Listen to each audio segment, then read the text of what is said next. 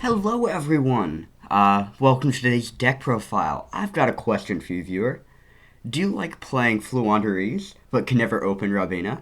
Well, let me introduce you to a bunch of birds that do exactly what Fluanderies do, but worse. Today we are going over the Simorghs. This is a deck that literally is Fluanderies before Fluanderies was a deck. It's based around normal summoning your birds to get to your big birds, who then focus on spell and trap card hate. So without further ado, make sure to like, subscribe, comment to see what you wanted videos I should make next. And without further ado, let's hop right into it. First up, the only level 1 bird you should see on this channel, Simorgh, Bird of Beginning. When this card is normal summoned, you can normal summon one Simorgh this turn in addition to this one summon. So it gives you an extra normal summon of a Simorgh. Then all of the babies have the effect that if it's in the grave and your opponent controls no spell or traps, you can special summon it, but banish it when it leaves the field. This one's a pretty good starter. It gives you tribute fodder. You can search it with things like your Puri-Rias map to start your combos. So Bird of Beginning is just a fantastic starter card for the deck. Another great starter card, Bird of Bringing. This is a level 2 winged beast. When it's normal summoned, add a Simorgh card from deck, and then it has the same effect, special summon it back from the grave. You definitely want to get to this guy at some point in your combo, so you can search whether it's your field spell or your Simorgh of Perfection. It's just a fantastic card. We do play 3 copies of Calamity. When it's normal summoned, you can send a Simorgh card from deck to grave. It's a Foolish. Then, same effect as the other 2, where it can special itself. Then we have Simorgh, Bird of Perfection. This is the newest card. This is one they do actually play in Fluanderies. Its effect is it's also a wind attribute while it's on the field. Once per turn during your main phase, if you normal or special summon a winged beast monster, you can reveal this card in your hand. Immediately after this resolves, normal summon this card. If this card's normal summoned, send a Simorgh monster from deck to the grave to add a Simorgh spell or trap. This is really great because it can send your Darkness to then add something like your Onslaught to your hand. So Bird of Perfection is definitely a 3 of. Moving on to the boss monsters, we do play 2 Lord of the Storm. When a spell or trap is activated, quick effect, tribute a winged beast monster, target a card your opponent controls, shuffle it into the deck. When a winged beast monster you control is destroyed by battle, while this card is in your grave, you can add this card back to your hand. This is one half of the duo that you usually want to end on. The other half being Simorgh of Darkness. Simorgh of Darkness has the effect that if you tribute summon a dark or wind monster, special summon this card from the grave. If it was there when the monster was tribute summoned, or the hand, even if it wasn't. When a spell or trap is activated, you can quick effect tribute a wind monster to negate the activation and destroy it. So you have something to shuffle and something to negate spells and traps. However, the bird that I usually end on is Dark Simorgh. Dark Simorgh is kind of like a chaos monster. While it's on the field, it's also treated as a wind. If this card's in your hand, you can banish a dark and a wind monster from your grave to special summon this card.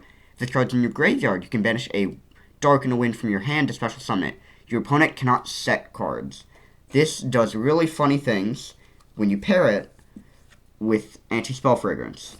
I know what you all are saying. Jack, didn't you just post a video about floodgates a week ago?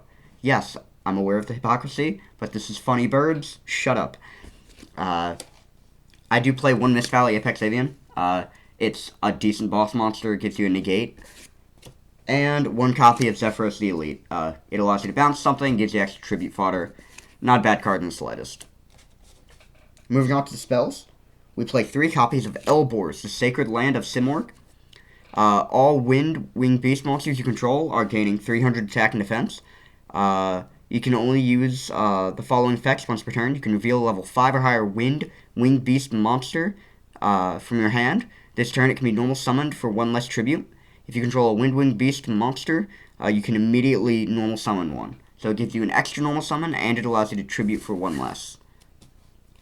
Now for a fantastic search card, Simorgh Onslaught. You can discard a winged beast to add 2 Simorgh monsters with different attributes from your deck to your hand. Usually 1 wind, 1 dark. It also has a graveyard effect to lower the level of something, but that's rarely used. You're not really going to special summon too much, so duality doesn't really hurt this deck in the slightest. I already mentioned, I do play 3 Periodic Map. It allows you to get your baby bird from deck to hand, and then it forces you to normal summon it before you do anything else, but it's not really going to hurt you. For the 1-ofs, play 1 Harpies, 1 Upstart, 1 Foolish, and 1 Terraforming. All of these are great. This is really just deck thinning. This can send your Zephyros, or it can send your big Simorgh, and Terraforming will, of course, grab your field spell. Moving on to the traps. Play 3 copies of Anti-Spell Fragrance. With this, your opponent has to set any spell cards before activating them, meaning that with your Dark Simorgh, your opponent just doesn't have access to any spell or traps, which is kind of insane when most people's decks are, 45-50% spell and trap. Then I play 2 copies of Simorgh Sky Battle. With this card, wing beasts you control cannot be targeted by your opponent's card effects or attacks except the one with the highest attack. You can send this card to the grave, and 2 Simorgh monsters you control with different attributes, whose original levels are 7 or higher. Return as many cards on the field to the hand, if possible, and then take 500 damage for each returned to the hand. Then inflict damage to your opponent equal to the damage dealt. So, it's an okay card. It's mainly protection. You're rarely going to use that second effect. So, let's move on. I can show you guys a couple of combos you can do with the deck. So here's a quick combo that you can do with the deck.